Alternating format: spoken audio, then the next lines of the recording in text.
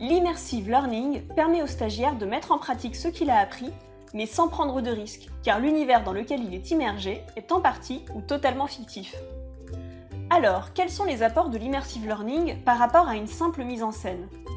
À la différence des entraînements traditionnels, l'immersive learning permet de rajouter du réalisme et donc du stress à une situation.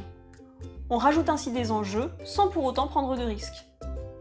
On peut ainsi s'entraîner à gérer des situations dangereuses ou génératrices de stress, pour gérer un incendie ou un accident par exemple. L'immersive learning donne également à l'apprenant le droit à l'erreur. Dans les professions médicales ou lorsqu'il faut manipuler des machines coûteuses, ce dernier se sera alors déjà entraîné en situation réelle.